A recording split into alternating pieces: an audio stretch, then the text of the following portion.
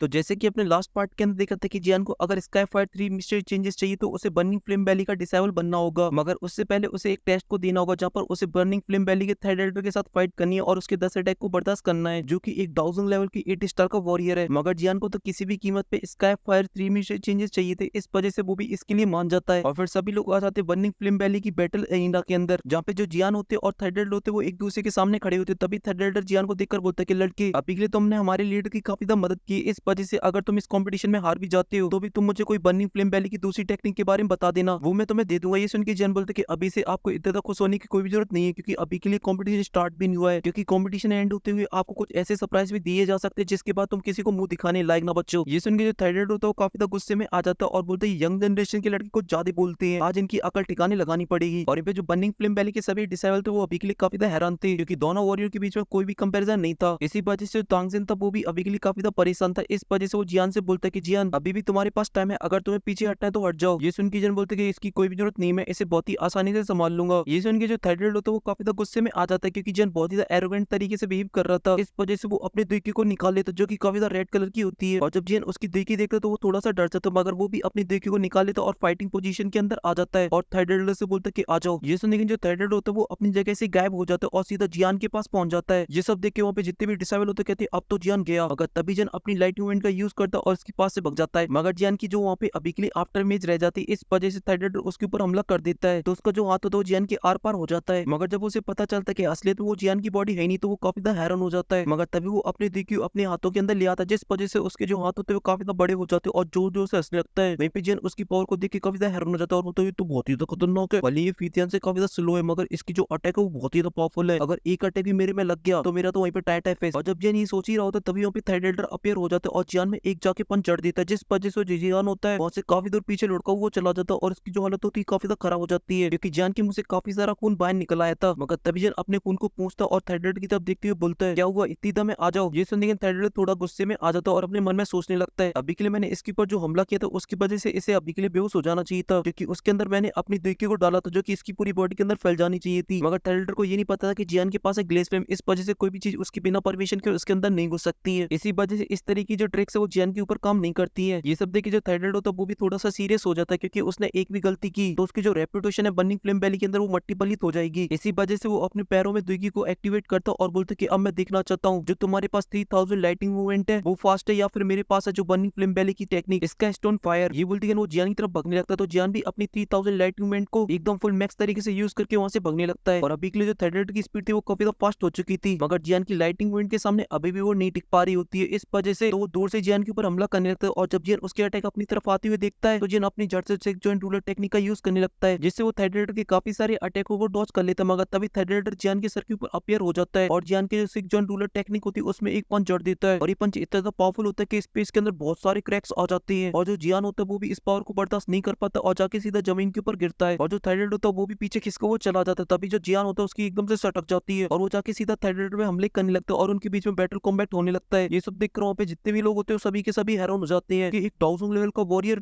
एक 1000 लेवल के 8 स्टार के साथ फाइट कर रहा है, वो भी बैटल कॉम्बैट। इस वजह से वो काफी ज्यादा हैरान हो चुके थे और यहाँ पे जैन ने अभी के लिए बैटल कॉम्बैट के अंदर काफी सारी मार खा ली थी, इस वजह से उसके मुंह से काफी ज्यादा खून निकल रहा होता है, मगर अब उसका दिमाग एकदम सटक चुका था, इस वजह से वो नहीं रुकना चाह रहा था। मगर तभी थर्ड एक पंच मारता है जिस वजह जैन सीधा जमीन के अंदर घुसा हुआ चला जाता है, मगर जैन अभी भी अपने कदमों पे खड़ा हुआ था। ये सब देख के तांगो काफी ज्यादा हैरान हो जाती है और बोलता है ये लड़का सच में काफी ज्यादा कमाल का है, पहले इसने अपनी पिन रिफाइनिंग टेक्निक से सभी को हैरान किया और अब अपनी कमाल की फाइटिंग स्किल से सभी को हैरान कर रहा है। और अभी के लिए थर्ड ने अपने 5 अटैक जैन के ऊपर कर लिए थे, अब उसके 5 अटैक और बाकी थे और जैन अभी के लिए अपने मन में सोच रहा होता है कि मैं अभी के लिए अपनी पावर को नहीं बढ़ा सकता हूँ स्काई फायर 3 मिशन चेंजेस की वजह से, कि अगर मैंने इनके सामने उसे यूज किया तो ये लोग मुझे चोर समझेंगे और बाकी के दोनों चेंजेस मुझे नहीं देंगे। इस वजह से मुझे अभी के लिए अपनी लाइटिंग मूवमेंट के ऊपर ही डिपेंड होना होगा, क्योंकि इनकी वजह से जो मेरी स्पीड है वो अभी के लिए काफी फास्ट है थर्ड से। और ये बोलती जो जियान होता है वो अपनी देखो को रिलीज कर देता है जिसके अंदर थी काफी हेवनली फ्लेम, जिस वजह से वहाँ का टेम्परेचर बढ़ने लगता है, मगर इस पास से थर्ड को कोई फर्क नहीं पड़ता और वो जियान से बोलता है अगर तुम्हारे पास इतनी अटैक है तो फिर तुम बहुत ही जल्दी मुझसे हारने वाले हो। और ये बोलती वो सीधा जियान के ऊपर जाके हमला कर देता है, जिस वजह से जो जियान होता है वो एक पार्ट के अंदर घुसा हुआ चला जाता है और इस अटैक से जो जियान की हालत होती है वो काफी ज्यादा खराब हो जाती है। और अभी के लिए जियान अपने मन में सोच रहा होता है ये बुड्ढा ऐसे नहीं मानेगा, इसे अपने 3 कलर की एंग्री बुद्धा लोटस की पावर को दिखाना होगा। और जियान ये सोच ही रहा होता है तभी थर्ड जियान के पास आ जाता है, तो जियान उससे बचने के लिए अपने सामने एक शील्ड को बनाता है, मगर थर्ड उसे बहुत ही आसानी से तोड़ देता है और फिर जियान में बचाता है दमादम दमादम दमादम दमादम भूत बना देता है मार मार के जियान को। और ये सब देख के जियान बोलते हैं अगर ऐसे ही पिटता रहा मैं तो कुछ ही देर में पसर जाऊंगा, इस वजह से मुझे यहाँ से बच के निकलना होगा। और जियान बहुत ही मुश्किल से वहाँ से बच के निकलता है, मगर जैसे जियान वहाँ से बच के निकल रहा होता है तभी थंडरडर जियान के पीछे अपीयर हो जाता है और जियान में एक घुमा के लात देता है, जिस वजह से जो जियान होता है वो सीधा जाके स्टेज के ऊपर गिरता है, जिस वजह से पूरी स्टेज के अंदर क्रैक्स आ जाते हैं और वहीं पे जो जियान था वहीं पे पसरा रह जाता है और वो बिल्कुल भी मूवमेंट नहीं कर रहा होता है। ये सब देख के जो तांगो होते हैं वो बहुत ही ज्यादा हैरान हो जाती है, क्योंकि उसे नहीं लग रहा था कि जियान इतनी बुरी तरीके से हार सकता है। अभी जो थंडरडर होता है वो जियान के पास अपीयर हो जाता है और जियान को गर्दन पकड़ के उठा लेता है और बोलता है कि बच्चे अभी के लिए हार मान लो, अगर मैं चाहूँ तो मैं यहीं पे मार सकता हूँ। ये सुन जो जख्मी जियान होता है वो एक स्माइल मारता है और बोलता है चाचा नो अटैक हो चुके, एक बच्चा है। ये सुन जो थंडरडर होता है वो बहुत ही ज्यादा हैरान हो जाता है, मगर तभी जियान की जो बॉडी होती है वहीं से गायब हो जाती है। ये सब देख के तो थंडरडर की आंखें फटी की फटी रह जाती है, यहाँ तक कि बर्निंग फ्लेम वैली के जितने भी लोग थे सभी के सभी हैरान हो जाते हैं। किसी को कुछ भी समझ में नहीं आता कि जियान ऐसे कैसे फट गया। और साथ ही जो अरीना का टेम्परेचर था वो अभी के लिए काफी फास्ट तरीके से बढ़ रहा होता है। तभी धूल चढ़ती है और हमें जियान दिखाया जाता है जो कि अभी के लिए अपने एंग्री बुद्धा लोटस को बना रहा होता है और थंडरडर से बोलता है कि थंडरडर आपने तो काफी ज्यादा एफर्ट डाले मेरी क्लोन बॉडी को नष्ट करने में, मगर असलियत ये कि आप अभी के लिए उल्लू बन चुके हो। और यहाँ पे जो तांगजिंग था वो काफी ज्यादा इंप्रेस हो जाता है जियान से और बोलते क्या ही लड़का है यार, इसकी क्लोन बॉडी ने अभी के लिए हमारे थंडरडर के 9 अटैक को झेल लिया, अगर इसका क्लोन थोड़ा और पावरफुल होता तो इसके 10 अटैक भी झेल जाता। सच में ये लड़का तो बहुत ही ज्यादा कमाल का है। और यहाँ पे जो थंडरडर था वो अभी के लिए काफी ज्यादा गुस्सा रहा होता है और बोलता है लड़के अभी के लिए तुम्हें इतने ज्यादा खुश होने की कोई जरूरत नहीं है, क्योंकि अभी के लिए एक अटैक बाकी है और तुम्हें हराने के लिए मेरा एक अटैक ही काफी है। ये बोलते वो अपनी देगी को रिलीज कर देता और एक फॉर्मेशन को बनाने लगता है, जिस वजह से वहाँ पे एक बहुत ही बड़ी फॉर्मेशन बन जाती है, जिसे देख के तांगजिंग भी काफी ज्यादा हैरान हो जाता है और बोलता है अभी की ये बुड्ढा पागल हो चुका है और ये जियान को मारना चाहता है जो अपनी सबसे पावरफुल टेक्निक का यूज कर रहा है। और इस तरीके की टेक्निक का यूज करना मतलब वो भी एक यंग जनरेशन के वॉरियर के ऊपर, ये तो बुली करने जैसा है। और यहाँ पे ये सब देख के जो सेकंड हेड तो उसे भी जियान के ऊपर दया आने लगती है, उसे लगने लगता है कि जियान अभी के लिए मरने वाला है, क्योंकि थर्ड हेड हो चुका है एकदम से बावला। तभी थर्ड हेड जोर से चिल्लाता है फायर डीमन पाम और एक बहुत ही पावरफुल अटैक जियान की तरफ आगे बढ़ने लगता है। वहीं पे ये सब देखे जो जियान होता है वो स्माइल कर रहा होता है और अपने हाथों से एक प्यारा सा तुलारा सा एक एंग्री बुद्धा लोटस को निकाल लेता है। और जब तांगजिंग उस अटैक को देखते हैं वो बहुत ही ज्यादा हैरान हो जाते हैं, क्योंकि उन्हें पता था कि इसके अंदर छुपी एक भयानक पावर। तभी जियान अपने एंग्री बुद्धा लोटस से थंडरडर के अटैक के ऊपर हमला कर देते हैं और जब दोनों अटैक आपस में टकराते हैं तो वहाँ पे होता है बहुत ही बड़ा ब्लास्ट। और इसका क्या रिजल्ट निकलेगा वो आपको ऑफिशियल एपिसोड के अंदर पता चलेगा, क्योंकि कुछ तो छोड़ दो ऑफिशियल एपिसोड के लिए सब कुछ यहीं पे बता दूंगा, तो फिर ऑफिशियल एपिसोड क्यों ही देखोगे आप लोग। मगर मैं आपको अभी के लिए एक चीज जरूर बता सकता हूँ, इस फाइट के बीच में बर्निंग फ्लेम वैली के लीडर को बीच में आना पड़ेगा और वो किसकी मदद करेगा वो तो आप लोगों को ऑफिशियल एपिसोड के अंदर ही पता चलेगा। और हाँ, ये जो वीडियो वो थोड़ी सी रॉ है, क्योंकि मुझे लगा था कि ये सिर्फ मेंबर्स ओनली के लिए करूंगा, क्योंकि मुझे लग रहा था कि 10 के लाइक नहीं होंगे। और अभी के लिए जब मैं इस वीडियो को रिकॉर्ड कर रहा हूँ तब 10 के तो नहीं हुए हैं, मगर आप लोगों ने काफी अच्छी लाइक कर दी, इस वजह से मैंने सोचा डाल ही दूंगा सबके लिए। और हाँ, मुझे एक वीडियो और बनानी है और आप लोग मुझे कमेंट के अंदर बताना। और ये मैंने कई बार भी पूछा है मगर आप लोगों ने इतना ज्यादा सपोर्ट नहीं दिखाया है, मगर मुझे ये टॉपिक काफी ज्यादा कमाल का लगता है जब यूनिट फिर से जियान से मिलती है और फिर उसके बाद जो जलवे दिखाती मजा आ जाता है। अगर आप लोग को वो वाला टॉपिक चाहिए तो प्लीज कमेंट के अंदर बताना। मगर फिलहाल के लिए इस वीडियो में सिर्फ इतना ही। अगर आपको वीडियो पसंद आई तो प्लीज वीडियो को लाइक कर देना, साथ ही चैनल को भी सब्सक्राइब कर देना। मैं मिलता हूँ आपसे नेक्स्ट वीडियो में, तब तक के लिए आप सभी को बहुत सारा प्यार।